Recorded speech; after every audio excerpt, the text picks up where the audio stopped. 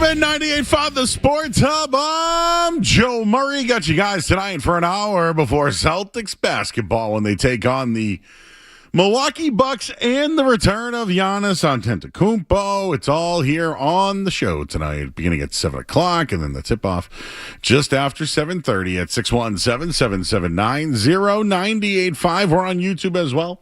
Just go to youtube.com, search 98.5 The Sports Hub, and boom! You'll see me right there. I was at the Celtics game last night. Skaz was at the Celtics game last night. I'll give you a couple of thoughts from that. Tonight, Giannis makes his return, so I wanted to just touch on some of that as well. The Red Sox played a game today. I thought there were some things there that were at least interesting to take out of it.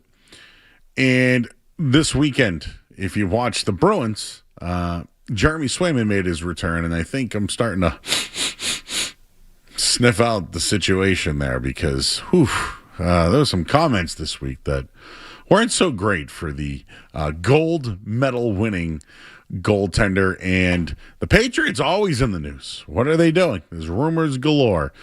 So we'll have that for you for the next hour here again at 617-779-0985. Mentioned we were at the game last night. Celtics won. It was on NBC. I think a lot of people were awaiting the Jayson Tatum return. I did have March 1st on my bingo card. So I was wrong. I had March 1st as the return for Jayson Tatum. He wasn't there. Instead, we got the Celtics versus 76ers without Joel Embiid. And it was the Neemias Queta legacy game. That's exactly what it was last night. I just don't want what happened last night for the Celtics to get lost in the Tatum story. Right now, the rest of this year is about Jayson Tatum. I have to say that.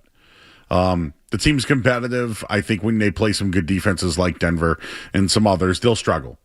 But I still think, as is, Jaylen Brown has made them a top 5 basketball team this year. Him being the number one. Without Jayson Tatum, they're a top 5 basketball team. That's great. That's a good thing. It's a good thing. But I don't want it to get lost last night that Queta had a big night. Brown had 27. Derek White's playing back to his form once again. They're getting production from their bench in Vucevic. They have a couple of guys dealing with injuries, Shireman and Peyton Pritchard in particular. But they're grinding it out. They have a tough stretch of basketball games coming up. And they played multiple back-to-backs last week with the Denver. This is tonight. We'll be on a back-to-back. So I want to get all that lost. It was a nice win. They pulled it away. They got production from everybody. Hugo Gonzalez is in the mix, you name it, etc. But after watching last night's game, how can you not think the return of Jayson Tatum is basically the, I guess when it comes to success for the season or having a chance to win a championship, it all hinges on his return. It all does. So that's why I'm interested. That's why I'm discussing it. That's why I want to watch, his quiet series that he's having. I think he's one of the most humble players in sports. I think the Boston fans have two of them. One in Drake May, the other in Jayson Tatum. Jayson Tatum is marketable. He should be one of the faces of the NBA. He's kind of boring. He is boring. I'll just flat out say it. I don't care. He's a great basketball player. I do think that one is an alpha between Brown and Tatum, and I'm not making it about those two. I'm not doing that right now. What I am doing is, when I watched, I saw that they are missing one piece, and no doubt about it, you add Jayson Tatum, they are the favorites, or should be the favorites in the Eastern Conference. Duh, right? Bill Simmons on his Ringer podcast this week says that he thinks Friday night will be the return versus Dallas. We are all awaiting the return of Tatum. And I'm more into it because of the team that they have and the chance that they would have to make it all the way. Right? If I look at that conference, there's maybe 3 teams in front of them. Philly, with Embiid healthy, I'm sure is at least a battle. The Cavs, when James Harden returns, I think that will be pretty competitive. And Detroit's very good. Detroit is a very good basketball team led by Cade Cunningham and Duren. Really good players. And they're well coached by Bickerstaff, who got hosed a couple of years ago with Cleveland. But those are the teams that are in their way. The Celtics getting the return of Jayson Tatum, going on a run to a finals, would be a great story. Right? I mean, it could be like in the conversation of the Patriots, and I think people had less expectations for the Patriots. But Joe Mazzulla, right? What he's doing has been great. I think he should be in the consideration for Coach of the Year. So all this excitement for Jayson Tatum coming back and when he will come back and documentaries and all that stuff, make no mistake about it, Tatum comes back, they're favorites. I'm all kind of curious about Joe Mazzulla when that happens. How does the team change when Jayson Tatum returns? Do they continue this pick and roll style basketball, looking for the 2-on-1, the clear outs that they're doing with Jaylen Brown at the moment? Or does it go back to playing through Jayson Tatum, where at times there is isolation basketball? Is their three-point shot more heavy? So it's great. Yeah, Tatum's going to be coming back, or at least we think. What's the philosophy going to be for Joe Mazzulla? And that's my opening take tonight. Presented by Super Service Today. When your heat or hot water goes out, waiting isn't an option. Super Service Today's warehouse in Danvers is overstocked with water heaters, furnaces, boilers, and heat pumps. And they offer same-day replacement, whatever it takes, day or night, and always done right. Contact Super Service Today at superservicetoday.com. What type of team? What type of offense? What will change when Jayson Tatum does come back for Joe Mazzulla? And we see so many guys making an impact on the team. I mentioned the pick and roll is clearly, what's changed. They are looking for that to get to the basket and kick out instead of just settling for threes. But you've seen some changes. Shireman's been starting, right? He's been the replacement in the lineup. The bench has been strong. Pritchard, Vucevic, Walsh, Hugo. Now you're seeing what Queta's doing, and it's making an impact. We're all awaiting Jayson Tatum. We all are. But last night, just to get into this for a minute, because we were at the game, Joel Embiid didn't play last night. I would love to call that guy a loser, because I think he is. But he is a great player. I think injuries have impacted his career. The fact that he didn't even travel, he couldn't even be a part of a big game on national television, but he's had some huge games. He has been good. But Embiid's a special talent. They got exposed last night by Neemias Queta. Exposed. And so while the Celtics are continuing to roll at home and they were winning last night, I couldn't help but think about where was Neemias Queta in the playoffs last year. I get he's a rotational big that they've developed into a starter in the league. I think in a perfect world, he's probably your first big off the bench. Maybe he starts for 10 teams in the league. Maybe. But last year, they wouldn't even go to him. They didn't even sniff minutes off the bench when Porzingis couldn't play. And it's hard for me to sit here. I think he had a great night. He was awesome. He was great. They didn't even look at him last year. So with everything that's happening, Queta playing well, Jaylen Brown being the man, and potentially Jayson Tatum coming back, I think the story is Joe Mazzulla. Jayson Tatum can come back into the lineup and they can continue to play Jaylen Brown basketball because he's that type of player. But how does Mazzulla call it? I don't know. I don't know if he changes things up or they just go back to the way it used to be. The other night, they had their best offensive performance of all time. They broke a record for efficiency of field goal shooting. They're getting hot at the right time. And the return of Jayson Tatum adds to what this team can do this year. I'm excited about it. I'm just wondering what Joe Mazzulla is going to do about it. I remember what happened against the New York Knicks last year. I remember them forcing up shots consistently from three. I remember their lazy offense at times. And I remember them tapping out against the New York Knicks. They choked. Mazzulla choked. He was a big part of it. This year's a great story. And now you have one of the best top 5 players in the league coming back. I think a lot of pressure's on Joe Mazzulla in that situation. This team should clearly be one of the favorites in the East, if not the favorite in the Eastern Conference when Jayson Tatum comes back. Your thoughts, 617-779-0985. I did want to talk about Neemias Queta's game last night. I thought it was pretty impressive. So feel free to call in. We're on YouTube as well. I see you guys in there. We got Skaz here as well. We were both at the game last night. We'll react to that as well. Dawson, our interns here. I'm Joe Murray. You're listening to 98.5 The Sports Hub. You're listening to Joe. You're listening to Joe Murray.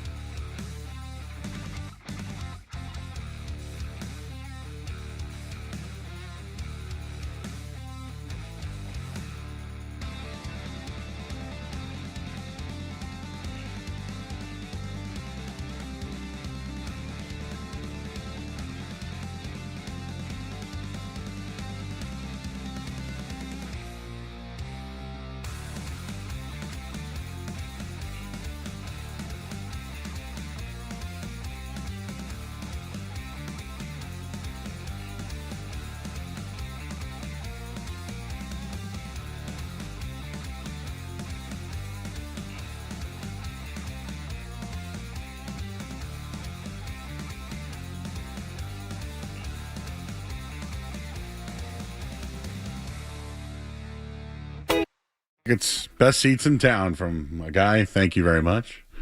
Skaz was sitting loge as well last night. I was probably one of the closest I've ever been. That's not a flex. But let's just say there was a lot of chirping going on last night. You know who we were getting into last night, Skaz? What player on the 76ers do you think the section I was sitting in was getting on? There was two of them in particular. One, though, kind of makes sense. Was it the Wave Poppy, Kelly Oubre? One was Kelly Oubre. Okay. He got into a scuffle with somebody. I can't remember who it was. No, like last night. Yeah. That's kind of his game. And then I like Oubre. And then was it Drummond? Oh, Drummond. Oh, yeah. Andre Drummond all night long. Hit a couple threes last night. And then he got a technical for one of them because he pointed at us. But I didn't like that technical. I thought that was a little... It was soft. It was soft. If Andre Drummond's hitting a three... Yeah, he did. He gave like the Sally. But we were chirping him, and so he pointed at us. If Andre Drummond's hitting a three, he should get to celebrate, in my opinion. Kelly Oubre, though, back to him for a second. He was like talking smack to like the people that we were with. And somebody just goes, "Oh yeah, is that what you said to Kelly Olynyk?" And he even goes, he went, "Oh," like it was kind of like it was funny because I remember him and Olynyk was it the playoffs? I believe it was, yes. Kelly Olynyk, his best game is a Celtic. So I was green teaming under the basket, but I wasn't like green teaming last night. But I was in my Celtic shirt. Hooch was chirping everybody. Drummond. Can't remember who else he was chirping. I was not too much Kyle Lowry last night, huh? He was on the bench. He was talking to the refs a lot, but he was not involved in the game. I saw him, but all those like there's like a chicken man that's a Celtic fan. And he's Aztec there all the Gino. time. Aztec Gino's there. I was near the other guy with the hat. I can't remember his name. He's got the Celtics jacket on. Well, they were chirping at him. He was like the spokesperson of our section. Yeah, he's like, season ticket holder. So, but when Drummond started chirping us, I didn't like that. So I started chirping at Drummond. Oh, you were getting in the mix, Joe. I didn't mean to. But it was, the place was packed. I think people were expecting Tatum last night. I think that it was a different vibe in that building last night. Big crowd vibe, big feel. T-Mac, Vince Carter in the building, Reggie Miller, Mike Tirico's there. Did you have busiest man going? We've worked all the games this year. So in fairness, like I haven't gone to a game. I went as a fan. That was the first time I'd been to a game in a couple of years, I think. Did you notice? We're here. Did you notice anything different? A little smoke show before the game, some lasers and such. Oh yeah, laser introduction. T-shirt time. A lot of T-shirt time. A lot of. There was some Creed, Joe. I was looking for you during the Creed. Finish the lyrics. I love that part. But I mean, just on the team though, in general, like if you. I was watching Cassell a lot. He's moving. He's doing a lot during the games. He's up and down. He's yelling at Missoula. He's running back to the bench to yell at guys. A lot of steps for Sam Cassell. I think what I noticed is Jaylen Brown really can do whatever he wants. But I was watching Tatum and Brown on the bench too. A lot of claps, Joe. A lot of high fives. I know people don't like to hear that. Each other? Some to each other, but a lot just in general. Queta having a big night. Jalen and Tatum are meeting him like at half court when he was coming in and out. So the Queta legacy game happened. It did. We were there. We were witnesses. We were there. Yep. We were at the Queta legacy game. So I can't. We talked about this on Friday night. Most improved player. But I still can't believe. Listen, I don't think he would have made a difference in the New York Knicks series. I don't. They weren't winning that series, I'll tell you that. Mitchell Robinson is the best offensive rebounder in the league. But my opening take is when Tatum does come back, what's Joe Mazzulla going to do about it? And that bothers me about Queta not playing last year. Like, did you think about that at all yesterday? Like, they didn't even go to him. It bothered the hell out of me. I know he wasn't great with the pick and roll and was still a little green. But, like, I don't know, when you have a big, don't you have to use them? Because Cornette was forced into the starting lineup at times. I don't know. I just feel like they've developed this guy. And I know he still has some, I heard top 10 today. Top 10 center in the league. Are you in on that? I don't know if I'm in on that one, Joe. There's a lot of green goo even for me on that take. I'd have to sit down, but I would lean strongly no. Me too. strongly. Me too. I think in the end about this year, they've had a great season. But they lost last year, I think, because of philosophy and like spite or like, when you dig your heels in. I'll ask you, Skaz, because I've been really thinking about this like for the last 24 hours. When Tatum comes back, what style are they going to run? They're going to continue to just do high pick and roll into the basket and dominate teams? Or is it going to be different going through Jayson Tatum?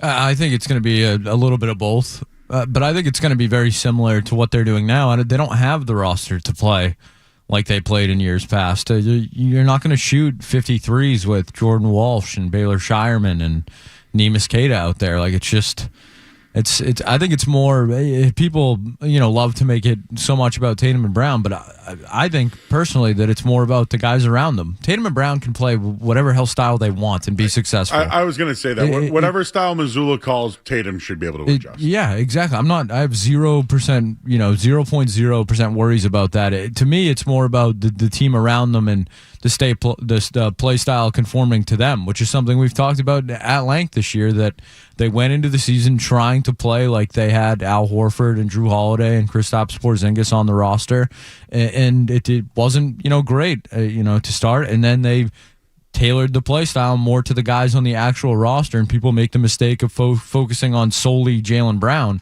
when it's more about the roster as a whole. So I don't see any issues with Tatum fitting back in. He's an elite basketball player. I think he'll figure it out. Neemias Queta, 27 points, 17 rebounds, 3 blocks, 10 of 14. First Celtic since Robert Parrish in 1989 to record 25 points and 10 offensive rebounds in a single game. He did something that hasn't been done since the Chief in 89. Long time. Al Horford spoke about Neemias Queta's improvement. Al Horford told Neemias Queta's breakout is the biggest surprise of the Celtics this season. He's right. Even Kristaps Porzingis happened to say, he's been the biggest improvement this year. I couldn't help but watch that last night and say, why didn't Mazzulla even give him a sniff? A sniff! Porzingis wondered if he could be a starter in the league, but said, who else is there? So that's what Porzingis had to say about Neemias Queta. Well, I'll tell you, last night, Joel Embiid not playing certainly had an impact on the night for Neemias Queta, and just looking at the kind of night that he had, I know he is what he is. Vucevic behind him. Garza, your third when you need it, who's kind of fallen into the doghouse at this point. Pritchard's battling something. Is it his hand? I saw somewhere Shireman has a thumb injury, but he's playing through it. So guys are certainly battling on this team right now. I'm excited for the Jayson Tatum return. I just can't forget about Joe Mazzulla last year. And he has made adjustments this year. There was a couple of out-of-bounds plays I thought were pretty good for the Celtics last night. Just a couple other things I noticed. When Sam Hauser comes off a screen, man, and he catches the ball, and he's open for a shot, he's money. I do want to give Tyrese Maxey a shout-out. He is an incredible basketball player.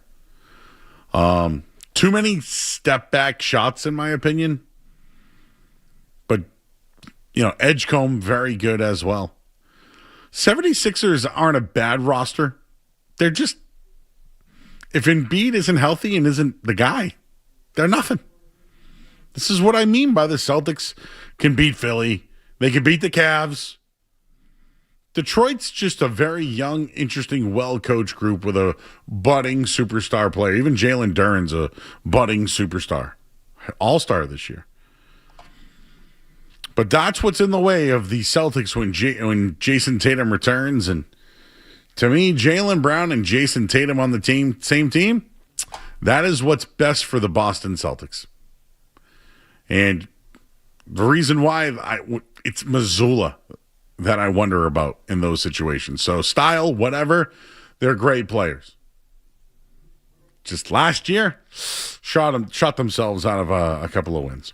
Your thoughts, 617-779-0985. I know there's some Red Sox stuff I wanted to get to as well. Johan Oviedo pitched today. I wanted to give you the line on him. And also, Jeremy Swayman was in net over the weekend for the Bruins. Didn't go to plan.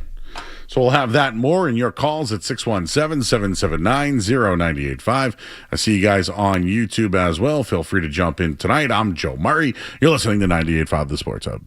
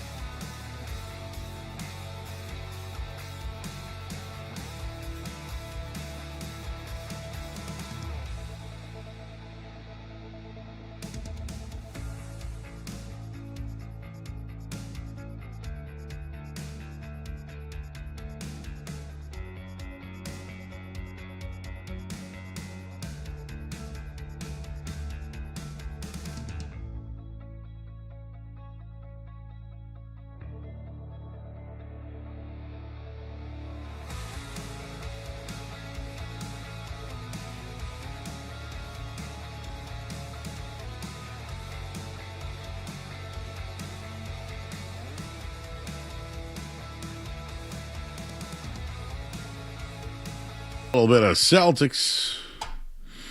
It's kind of a boring time, huh? Like, Scaz, we were like in our Slack today just looking for stories all day. And like the best story I saw is the St. Louis Cardinals are doing all you can eat food, Like, what's going on out there today? David Montgomery, did the Texans fire you up? What about Luke Cornett? He had some hot takes today. Oh, what did he have today? That? No, I didn't. He's out on the Magic City promotion for the Atlanta Hawks. He doesn't like them promoting a strip club in their wings? Thinks that's a bad look for the NBA. Oh. Like, what a boring-ass day. I'm sorry. Like, I'm trying to, get you all hyped up and yay, wee! Celtics and Tatum's return. Nothing. How about Connor Hellebuck leading the NHL in 3-on-3 goals allowed? Does that do anything for you? Well, is that a saving grace for our Canadian friends, Joe? 3 on. Oh, that must piss them off. You know what? I'd retweet that out there. There you go. Speaking of that, okay, Skaz, remember Thursday night? Corpusalo had a big night. Look good. So I actually heard Felger and Mass do this. We did it Thursday night. So I know everyone's coming back from the weekend or whatever because I see a quote or I hear something and it's the sniffing. The sniffer comes right out. We learned about the Dipper that night and you were sniffing around. That's right. We learned about the Dipper. Those comments to me that night immediately after the game had me sniffing. He talked about Corpusalo and his preparation and how important those days were and how he was ready and everything. And I definitely read into it. I looked at that as, wow, what is that? Like, is that a shot? So Saturday afternoon, it was 55 degrees outside. Remember that? It was 55 out this weekend. I go outside. It was nice, Joe. You know what I did? I put the game on. Bruins game. I was watching college basketball, too. I watched... Florida destroyed somebody. Anyways, college basketball's starting to ramp up a little bit. See, Duke, they rolled. But as I'm outside in between intermissions, second period, I'm like, all right, I think the Bees got this one today. And I go outside and I'm starting to chip ice away on my driveway because it's 55 degrees and I'm trying to get rid of it and they're telling me more snow's coming. Anyways. Different story for a different day. And I come back in and I watch Jeremy Swayman give up 3 goals. And I wonder about that guy. I just... Well, I think the real question now is, Joe, it's not whether you or I wonder about Jeremy Swayman. It's starting to feel like Marco Sturm may be, worried about Jeremy Swayman. Did they lose because of bad defense and bad turnovers and they didn't have it? Like was there any of that? Because I get it right off the bat, third period, they score a goal, they end up scoring, they go up 2-0, right? McAvoy scores to make it a 2-1 game, and then obviously what was it, the empty netter late in the game there to win 3-1. Dan Vladar. Do you remember him? Dan Vladar? Darth Vader, yeah. 26 saves in the win. I can be critical of the rest of the team if you'd like me to. Okay? I mean, I thought Morgan Geekie was not great that day, personally. And I'm trying to find... Yeah, I mean, 17 shots on net, not exactly peppering the opposing goalie there. I would say that's kind of an issue. You want your goalie to stop those shots, especially out of the gate in the third period. I think Swayman's becoming the whipping boy. Tuukka, I think, just to compare the two, Tuukka was polarizing. You know what, though, I'd say about Tuukka? He was good. Tuukka got paid well, too, right? Remember, he bet on himself and got a big contract. Didn't need to go to law school or business school for that. No, he didn't have to have a lockout either and tank the first 3 months of the season. I think that, sometimes some guys, it just doesn't work out some places. Or things just don't work out. He got his money. He went to school here. He had a nice little run in the playoff, remember? Swayman's had some success in the NHL. Let's call it what it is. Yeah, absolutely. I wouldn't call it a ton of success, but he's had some success in the NHL. I don't think he's a part of the future. He's paid like it. He's paid like the future. His contract is paid like he's the franchise. There's something they got to make. They got to do something. He's had a better season. I think Sturm has been behind him at times. Those comments the other night I did not like. Those comments aren't good. And also, when you look around the NHL, Brandon Bussi is, arguably a top 3 goalie in the league this season. A guy they let walk for nothing, basically, down in Carolina. He was the hottest goalie in the world for a little while, a couple months ago, and he's continued to be one of the better goalies in the league. So, what would that would have looked like if you had kept him? And now they have DiPietro, who's been a really good goalie. So it's about time he gets some action, right? Yeah. I mean, Korpisalo shouldn't be here, next year. That should be DiPietro at least backing up. But the Bruins have, throughout their history, been really good at identifying goalies and finding goalies and developing goalies. So, is it, that crazy for them to move on from what is viewed as, a quote unquote elite goalie? Because I believe in the Bruins' ability to find and develop goalies. Malcolm Subban was a long time ago. I know that was one they drafted, but that didn't work out. But they've had quite a few others that have come through here. Halak was good. Everybody they bring in has been pretty good. The reason why I think the previous Bruins regime was so good, Skaz, was because they were a program, right? A lot of the guys were guys that got brought up. Some of them were trades that fit in very well. But the DeBrusques of the world, even going back to Bergeron and his time, and Krejci and Lucic and all those guys, even they traded for Rask, who was a prospect. Tim Tom. I'm just saying most of the guys that they brought up were part of the program. And they found pieces. When they needed a wing, they went out and found Nathan Horton. When they needed a defenseman, they go out and trade for a guy. I just don't know if Swayman's a part of the program. I think they're fine with his ability. On a nightly basis, I think they're fine putting Jeremy Swayman out there every night. I just don't know if Jeremy Swayman's the guy you want to build your program. You would think it, right? Young goaltender, lot to prove, paid like one of the highest guys. The Olympic break, 12 days off, not playing in the first game, blowing the game in the third period the other night. It just doesn't feel right. It's got a bad feeling. And I'm excited about the Bruins. People ask, should they be buyers or sellers? I think they should do both. I think they should sell Arvidsson. I think they should sell Peak.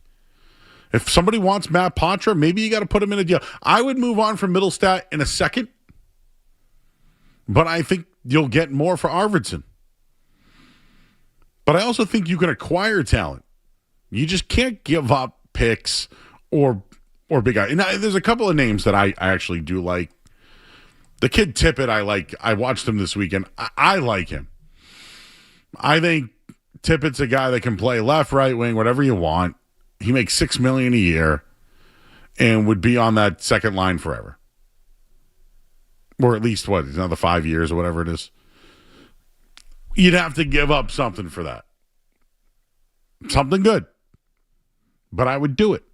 And I don't know why, Philly wants something in return there. If there was a team interested in Jeremy Swayman, I would listen. Don't get me wrong.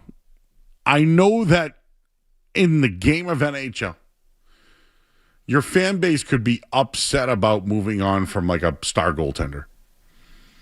And I know that Korpisalo is not a starter anymore, who he has been in the past. I'd ride it out. See what you can do with those two guys. See what you can net in return for a Swayman. You might have to eat some money or a young guy. It just doesn't feel like a fit. I don't want to make Jeremy Swayman the whipping boy of the Boston Bruins, but that's what he is. I don't want to make it that way. He did. I like what they've done this year. But at times when you look at him, it just doesn't seem like he's part of the program. Your thoughts at 617-779-0985. I wanted to just mention a couple of Red Sox things if I may.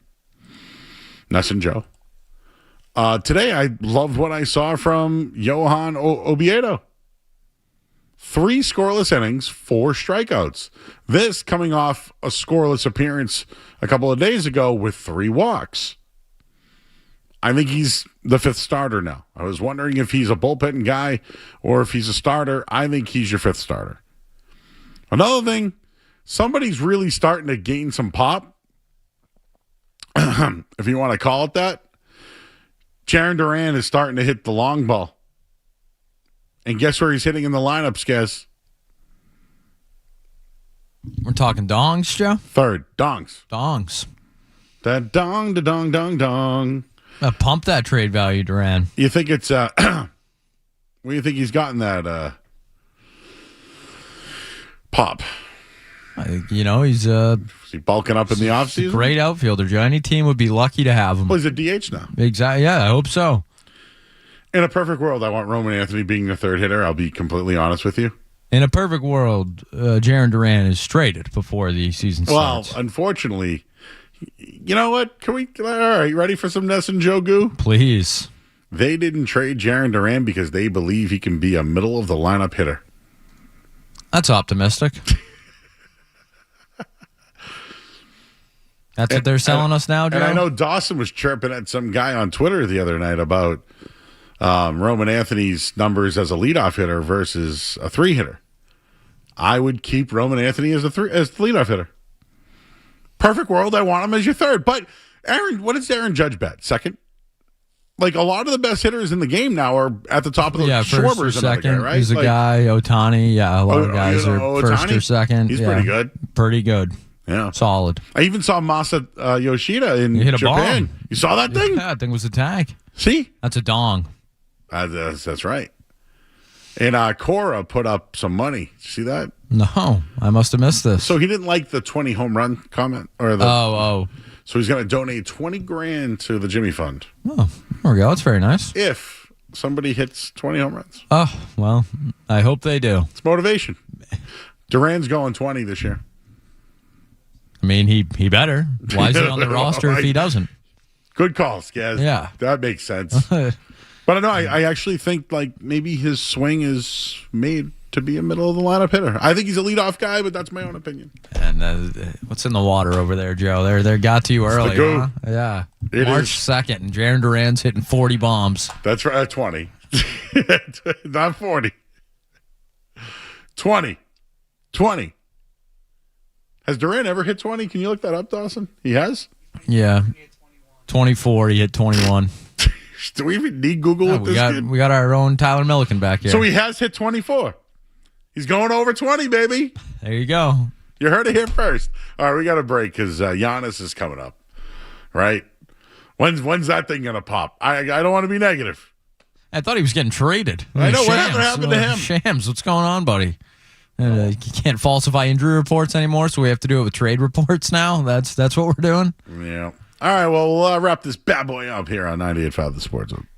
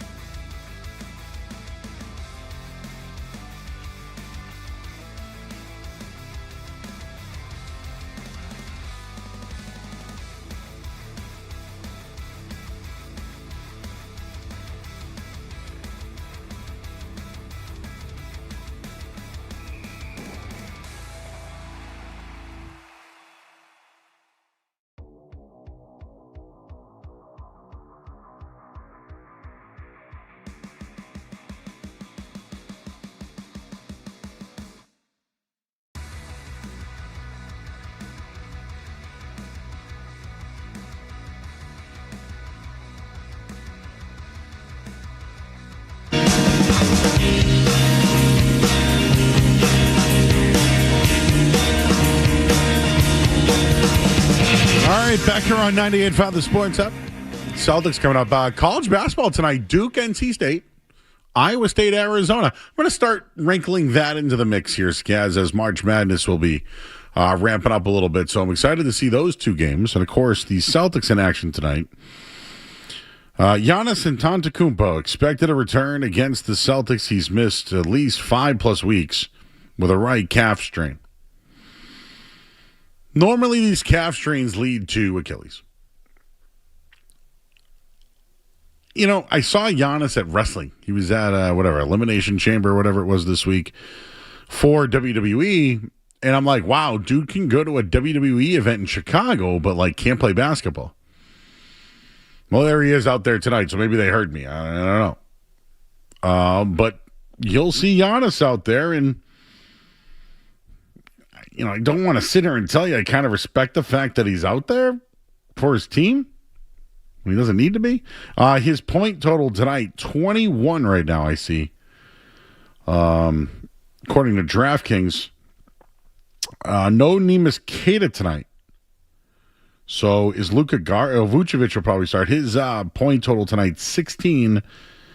And then you'll probably see Luka Garza, his point total, 9 tonight. It's very high.